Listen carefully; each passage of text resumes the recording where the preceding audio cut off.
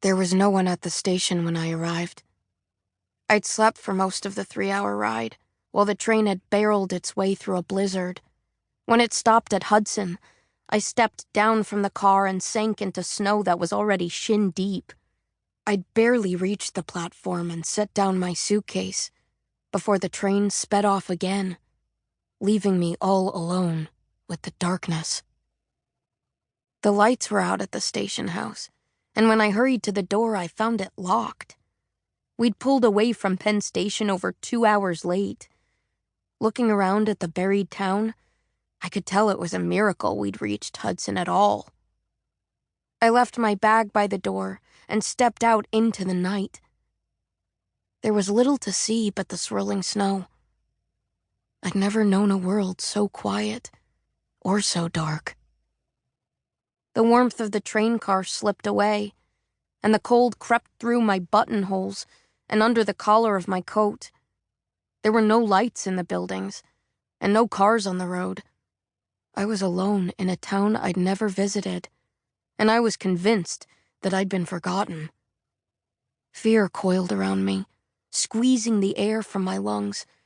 The courage that had driven me north had vanished. I knew I shouldn't have come, and now I had nowhere to go. Then the glare of headlights appeared in the distance, blinding me as a car approached. A taxi pulled up within feet of me and stopped.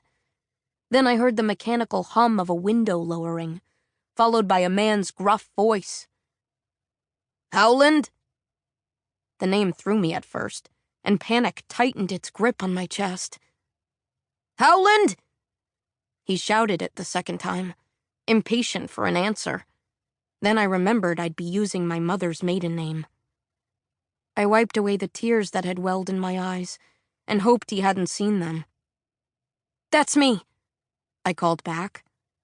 The driver's door opened, and something that looked like a bear emerged. As it waded through the snow and into the headlights' beams, I saw it was a giant man in a brown fur coat. He passed by with a grunt. "Get in," he ordered. "I'll grab the bag." I reluctantly climbed into the back seat of the cab, which was blistering hot and smelled like whatever beast the man must have murdered to make his coat. As he returned to the car with my suitcase, I was able to get a good look at him. He seemed old, though exactly how old was hard to say. A bramble of gray whiskers sprouted from his nostrils and covered his face from the nose down. He opened the door on my left and tossed my enormous suitcase onto the seat beside me. Whatever his age, he was clearly very strong. I didn't want to be alone in a car with him. If there had been any alternative, I would have jumped at it. I pulled my backpack closer on my lap. Hidden inside were the weapons I'd ordered online for protection, a box cutter, and a can of bear repellent. "That your only suitcase?" the man asked. "Yes," I said.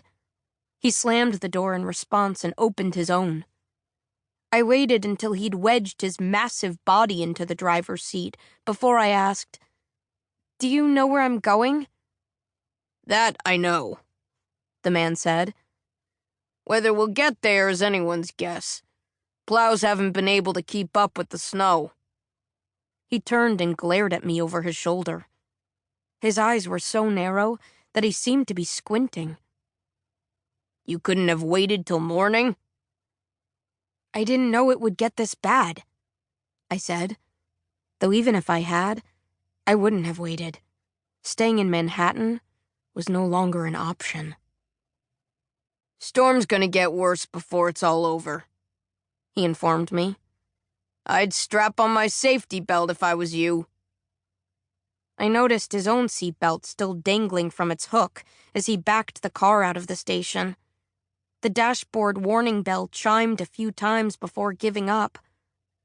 We picked up speed, snow hurling itself at the windshield, trying to push us back where we'd come from. There was no road ahead, just a seamless expanse of white.